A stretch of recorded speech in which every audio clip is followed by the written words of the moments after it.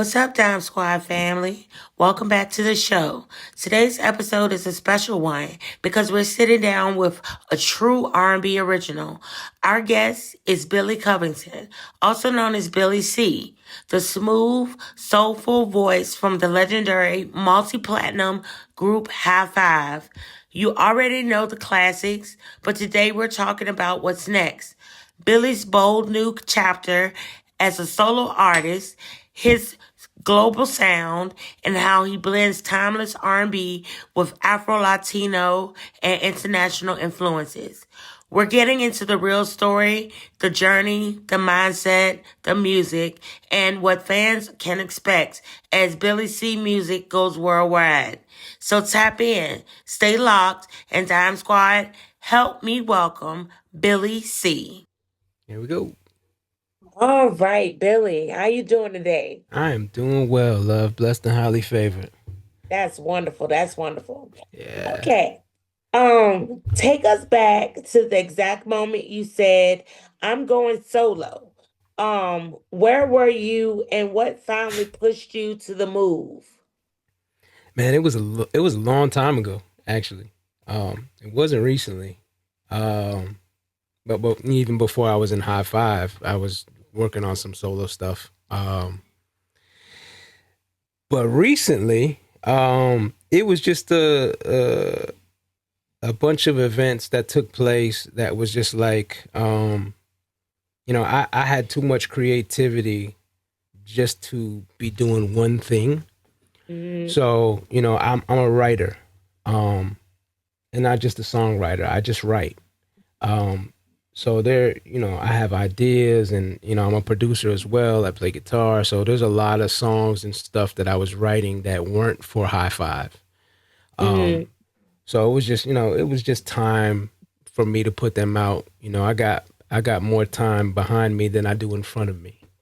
yeah. So I need to get this stuff out of my head, off my hard drive. Because there was a lot of people, coming at me like, "Hey, man, when you gonna put some stuff out that's different from what the High Five stuff is?" So, Yeah. when you're attached to like a legacy, you don't necessarily want to go into it trying to change things because Yeah. people are attached to the history. Mm-hmm. So, I was writing and doing a lot of stuff before High Five, before I was in High Five. So, I didn't want to come in and try to recreate. I just was trying to uphold the legacy. So, but I still had a bunch of stuff that I had to get out. So that was kind of like the moment when I was like, okay, let me go ahead. I got invited to do a show and out of the country by myself. And I was like, let me go ahead and just make something of it. So here I am, about to drop about 15 records this year. Like I'm not even playing. Wow. You busy like me. Yeah, I'm putting in a whole lot of work, man, for myself and other people too. But yeah. Okay, okay. On camera, you describe your sound in 3 words. Um, then I'm sorry. Can you describe your sound in 3 words? Um, Then tell us what you want people to feel the first time they hear Billy C as a solo artist. um, 3 words. It's kind of hard. Um, 3 words: authentic, um, imperfect, um, yet engaging. Okay. So, um, what do I want people to hear when they hear me? I want them to kind of feel me, not necessarily hear me. Um, people hear a lot of things, but to catch a feeling from a song, from the subject matter, or from the melody, or from the production, is really what I'm looking for. Hmm. And it's kind of like a me first thing because like I don't necessarily do music for people to like it. Yeah. I do it for me because I love to do it. I love melodies. I love writing. I love production. Hmm. So it's kind of me first. But I feel like, man, if I'm digging it, like I feel like I have enough experience, being around some great artists where Hmm. I can hone in on their thoughts. So if I'm digging it, like there's no doubt in my mind that somebody else is gonna dig it too. And I understand that everything is not for everybody. Some people ain't gonna like it. So Yeah, what? It's 8 I billion know people that's on this right. planet, and somebody gonna like it. So I That's want them to true. feel me, not necessarily hear me. All right. Right. Um, what's a high five memory you can see like a movie in your head? The outfit, the crowd, the backstage energy, and what made it unforgettable. Um, I have a couple of them. One was in London at Wembley Arena. It was a sold out crowd. Um, I think that place held 11,000 people, something like that. Ooh. Um, but it was a really dope show, and we hadn't been to London in a very very long time. Like I had been there, but I hadn't been there with the group. Mm-hmm. So it was a lot of high five fans there that came out to see us because they Mm-hmm. hadn't seen us. So Yeah. it was really cool to look into the audience while we were on stage and see everybody singing every single word to every single song Yes. while we were on the stage. Like it was so dope. It was emotional. It was captivating. Mm-hmm. Um, and that was definitely a moment. Another moment we had was in Dallas, Texas. Okay. Right out, Dallas is only a few miles from Waco, where High Five began. Mm-hmm. And in the beginning, there were a lot of people who said, after Tony passed, that High Five was finished and Yeah. that we wouldn't be able to carry the torch. Um, and of course, before people heard, they hated, just for the Mm-hmm. simple fact that it wasn't all originals. But just because all the originals aren't there doesn't mean the music dies. you That's still right. you still listen to the music and people still want to come out and enjoy it. The um Temptations is a perfect Man, example. perfect example. Perfect example. But it's great to have the OGs, but people pass. It's a Mm-hmm. part of life. It's a vicious circle of life and death. Yes. And we lost, unfortunately, Tony, and we lost, unfortunately, Pooh. So, Mm-hmm. you know, the other guys still had, you know, ownership of a piece of their legacy. Like, what are they supposed to do? You know? Yeah. So, we put it back together, a lot of hate, da da da da. But long story short, a lot of the hate was coming from down there.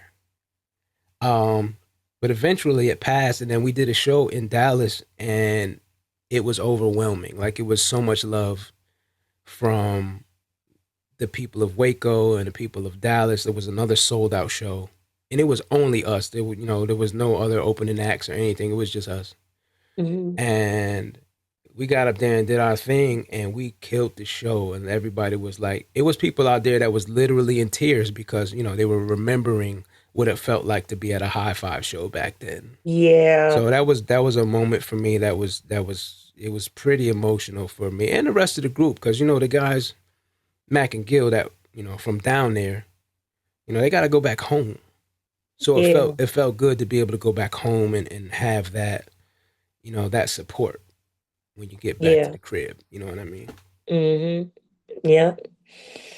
Um, you've performed on huge stages. Mhm. What's your pre-show routine like? What do you do? Um, what do you do 30 minutes before you walk out? 30 minutes before I walk out. The 30-minute mark, we start getting dressed at the 30-minute mark. Um, Mm-hmm. Usually before that 30-minute mark, I was always the one preparing the clothes, ironing the clothes, making sure everybody was gonna look good when we stepped out on the stage. I'm the Mm-hmm. stylist. So, I would get everybody's stuff ready, lay it out, hang it up, however we did. We would start getting ready about, 30. Um, Very quiet time, just kind of reflecting and relaxing, not talking too much. Few vocal exercises, lots of push-ups, just to get the blood going, before we Mm-hmm. could go out on stage. And then we'd say a prayer and we would roll out. hit that stage, man, and give it 120%. When you're in the studio, what's one thing you always need around you? Person, a vibe, a snack, a ritual to lock in. Um, I think the only thing I need to lock in is a lack of distraction. um, Nothing in particular. The lighting could be different. The lighting could be blue. The lighting could be red. Just whatever I'm feeling at the moment. Um, but I'm definitely I don't force it. I'm I'm a moody producer, moody writer. And I feel like when it comes and it's organic and it's authentic, it feels the best. So, Mm, just locking in for me is just having a quiet environment, nobody bothering me. I'm locked into my studio. The red light and is on outside the door, don't bother me. So, yeah. yeah, that's Do not disturb. yeah, no particular snacks. If I'm singing, I'm gonna have some tea or some water, whatever. Nothing too crazy. But yeah, I just kind of lock in, and I've been in the studio for the past 3 hours now. I just finished recording another record, and I was mixing it actually before we got Okay. on here. I was mixing the record, so um, yeah, I kind of when I get into those moods, I just go into the room and I do my best work when it's quiet or when it's late. Like I'll come into the studio at 11 o'clock at night, and I won't leave till 4 or 5 in the morning. So Yeah. yeah, I'm a workaholic too. Like I've been up now since about 2 o'clock this morning. yeah, yeah, Yeah. yeah. We do what we have to do, man. Yep. A I have hustler's four work is different. businesses. I have four of them. Right, right, Yeah. So I have to, keep it right. going all the time. Yep. It's not one thing, Yep. it's another, but you got to stay productive and, got to stay engaged with your money. That's Where, right. so, That's right. That's yeah. right. Um, Afro-Latino influence Hmm. is a big part of your new chapter. Hmm. What country or city changed your ear the most? And what did you hear there that stuck with you? Um, the country, well, the city that changed that the most for me was Cartagena, Mhm. Colombia. Okay. So, um, traveling there a few times, been, for Carnival and some other events. Um, just digging into the music scene there is Hmm. incredible. So you listen and it's like, okay, I got to learn this history because there were things that I wasn't taught in school Yes. about these other places where the ship landed as well. Hmm. So, to go down there, Cartagena, Bogota, these other places in Colombia, they look just like us. There ain't Yeah. no difference in how they look. They just speak Hmm. Spanish. Wow. So, and then it's the whole Afro Caribbean thing. So, I'm sure you're familiar with Afro beats music. Hmm. So, we got the Afro beats music here that, comes from Lagos and Ghana and South Africa. And, they speak English for the most part. They Hmm. have some dialect or whatever. But it's Yeah. over the Afro beat stuff. Down there, it's Afro beats with Spanish, and they're speaking Spanish, and they're singing in Oh. Spanish and rapping in Spanish on the Afro beats. Oh, okay. And it was captivating. I was like, yo, I don't know. Like, so I speak enough Spanish to get by, but Hmm. in music, it's a lot of stuff that I don't understand, but I was just vibing and dancing, and it was just so dope. And it was Yeah. crazy because down there, they did the same thing. Like, I went to a club, my homeboy took me into a place called Delirium, and it's a hip hop club. And they Hmm. play, US hip hop, 50 Cent, The Locks, and Wow. they know all the words. They don't know what the hell we be talking about, but they in there vibing to our stuff. So it's Yeah. like it was very cool to be able to jump into a fusion of that hip hop, R&B, Afro beats thing because it exists in Hmm. places that the United States doesn't necessarily embrace or know about. So, Yeah. we tend to be, caught up in ourselves.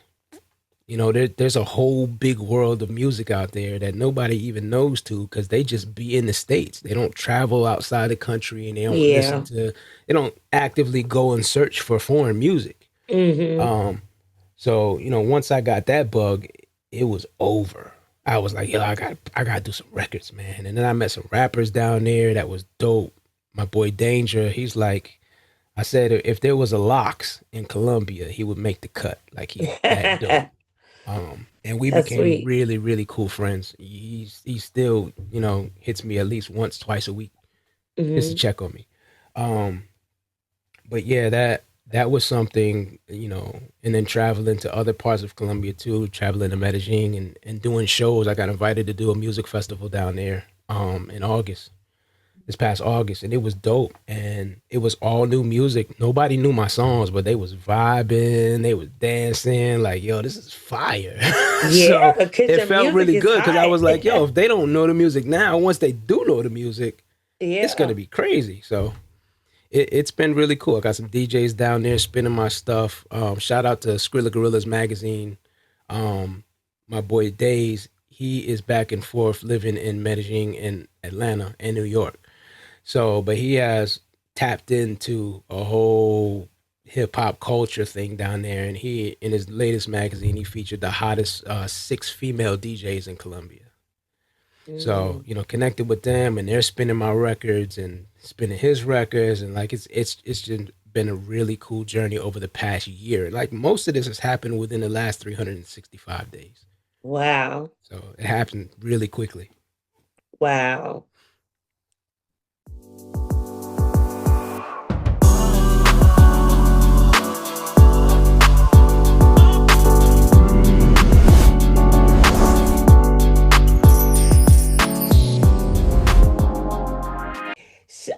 Show us the difference. What makes a classic R&B vocal run versus more global Afro-Latino vibe in your delivery? It's funny because it just depends on who it is and who's doing what. Cause there's some cats, some Spanish cats that be running all over the place. Um, but typically it's a more vibe of the beat that your vocals fall on versus R&B runs. Um, it's hard to even give an example of that. Um, they have signature stuff like there's signature lines that a lot of artists do in a Mm, lot of their songs. Like Rotimi. I don't know if you know who Rotimi is. yes. Um, he has a tagline. I can't think of it right now, but it's like when you hear it, you know it's him.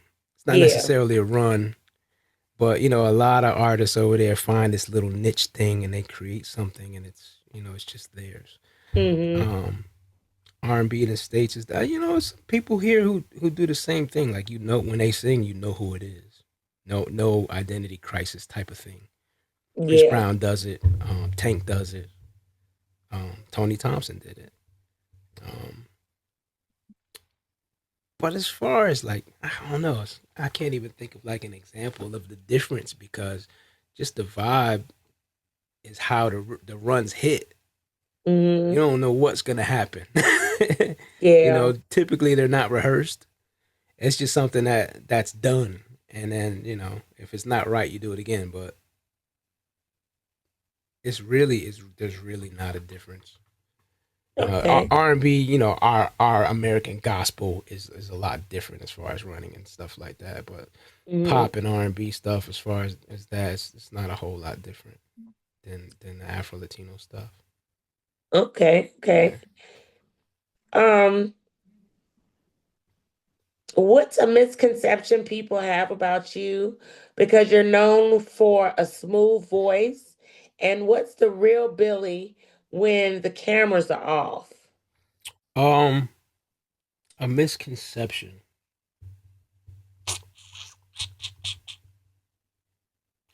I don't know, because when the cameras go off, I'm the same person. That's good. So like, you're never gonna have to question my authenticity. Like people don't. people don't do that. They know me for who I am, what I am, and I don't portray to be somebody on social media that I'm not in the street. You know, Mhm. I'm not ostentatious. I'm not out here throwing money and you know Yeah.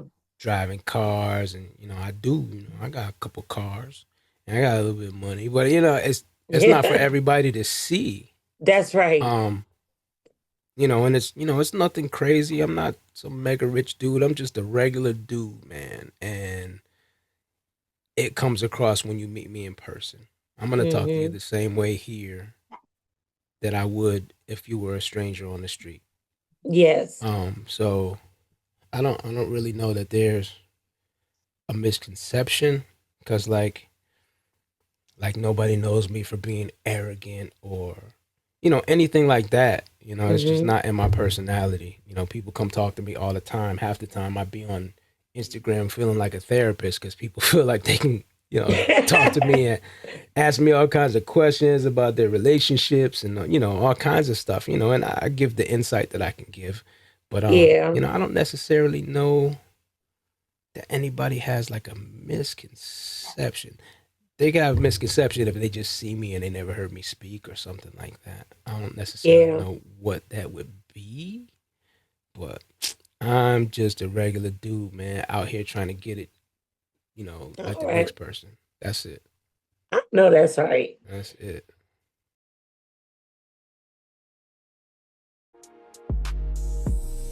SlayCosmetics.com. it. All right. If you looked at your phone right now, what are three songs you've been playing heavily lately?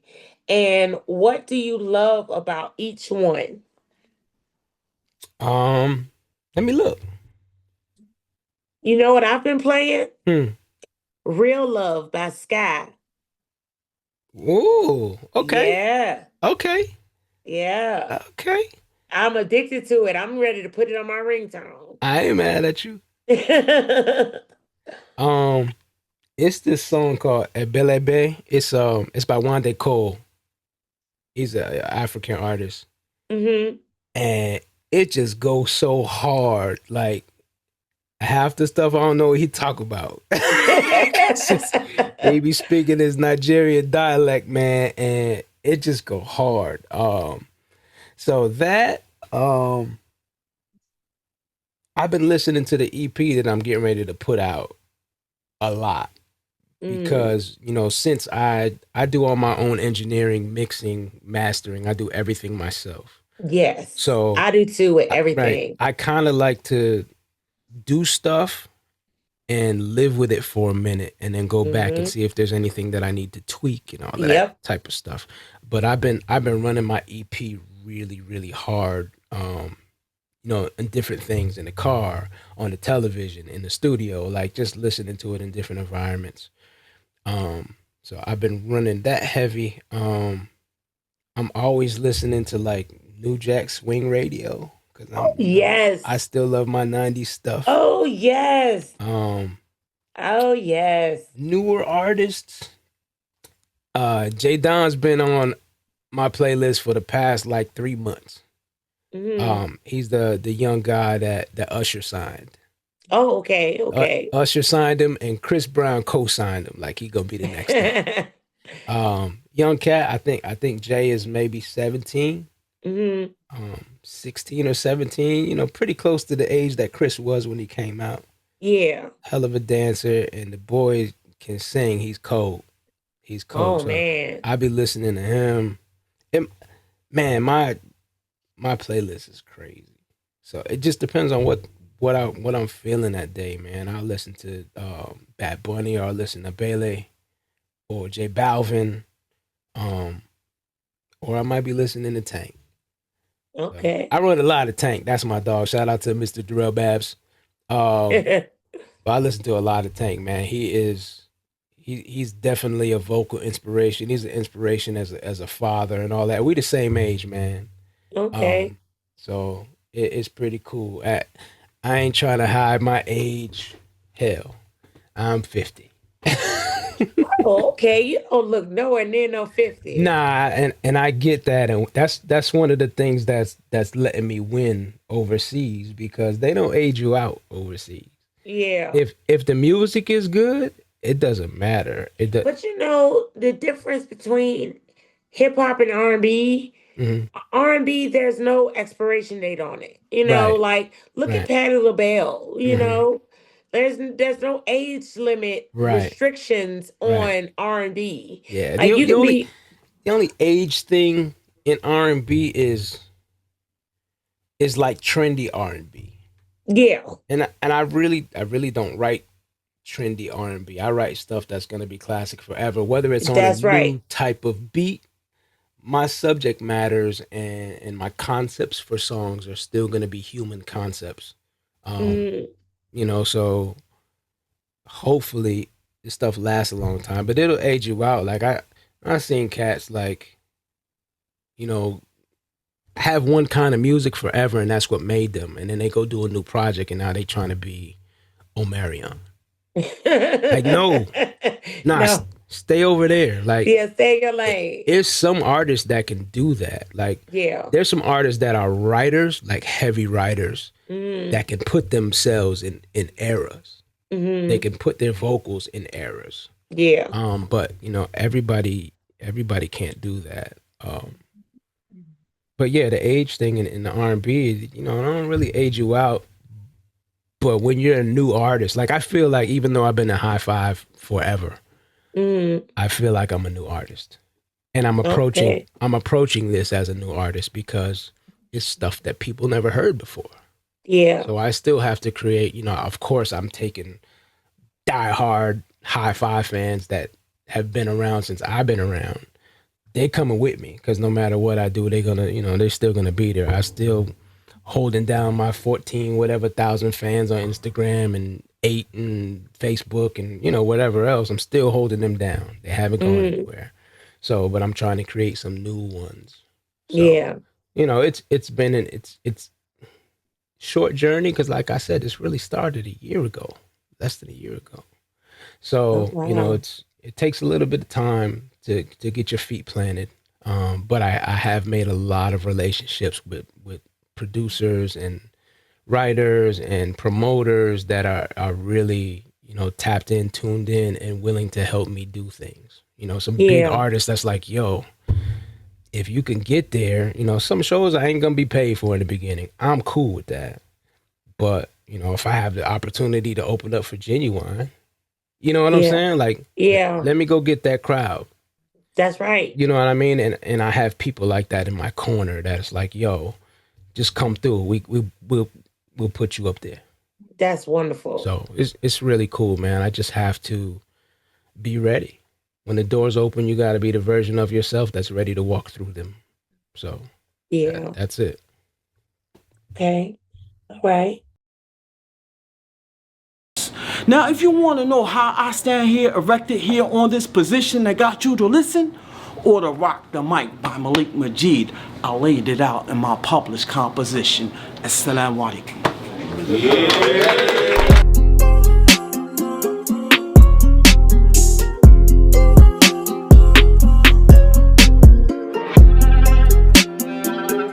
All right. Um, what's what's the headline you want the world to read about Billy C in 2026? And what are you doing differently to make that real? Um, the headline.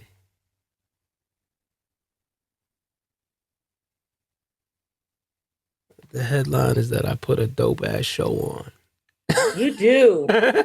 You really do. I can vouch for Yo, like that. I want that to be one of them, but I want it to be,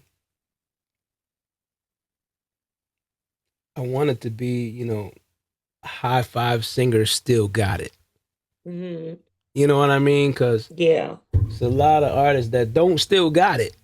I want to be one of the ones that does. Um, I definitely want that headline to be that. And that other artists can look at me like, yo, this dude 50. And he's still rocking. I stay in the Wouldn't gym. believe it. I I'm stay eating right. 45. Right. Like, Yeah. I mean, black don't crack. right, Sorry. right. It don't crack. It's funny because when I shot my video in Cartagena last year, the model that was in the video, I was like, how old do you think I am? She was like, I don't know, 35, 36. Uh, And I told her how old I was. She was like, nah. She asked no. to see my ID. She was like, let me see your ID, because there's no way at that time I was 49. Mm, But at 49, hell, I claim 50, whatever. I'm closer to yeah, 50 than I am anything else. So I that's claimed it, right. I was like, whatever. But nobody believes it. I just try to take care of myself, drink a lot of water. I try to eat right. I ain't perfect. Just, That's good. just I'm trying to fight it with everything, with all the knowledge that I have, and looking at other people and how they didn't fight it. I'm trying to Hmm. do everything that I can to keep myself in good shape and ready at the drop of a dime and jump on the stage. Okay. Yeah, man. Okay.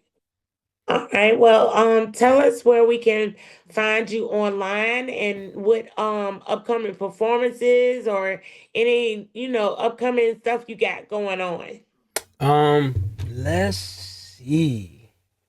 I'm working on a lot of stuff. I'm gonna be in the Bronx in April. Um, I can't even remember the name of the place right now. Something Gardens. Um, I'll put that out there. But all of my stuff is gonna be on my website at www.billycmusic.com. That's music with a Z, Musizic. BillyCmusic.com. You can follow me on Instagram at BillyC_high5, and on Facebook at Billy Covington. But if you jump on my website, Billy C Music, it gives everything. My SoundCloud, Spotify, links, videos. It has everything there. So if you make that a central hub, find out what I'm doing, who I'm working with, all that type of stuff on the website. Okay, okay. Billy, it has been such an honor interviewing you today. It was nice seeing you at the concert as well. That was dope. It was dope. Yes, Thank you yes, for it was. coming. You're welcome. It was really nice. I was pleasantly surprised because I didn't know who was performing with Tracy. So, Right, right. Yeah, yeah, me I me and was Tracy pleasantly looking to surprised. do some more shows too. So Yeah, look out for that's that. great. That's We had great. we had so All much fun right. that night. It was so dope. Yeah, Yeah. it was. It was really nice. Yeah. Billy, thank you for pulling up and sharing your story with us. We appreciate you for real. The evolution is powerful, and we can't wait to see what's next for Billy C Music. Dyme Squad family, if you enjoyed this episode, make sure you like, comment, and subscribe, and drop a comment right now. What was your favorite part of Billy's interview? And don't forget, Billy's official feature is available to read on Dyme Squad Magazine at dymesquadmedia.com. Go check it out and let us know what you think. Make sure to follow Billy C on all social media and follow Dyme Squad Magazine for more exclusive interviews, covers, and entertainment news. Until next time, stay inspired, stay shining, and we'll see you on the next episode.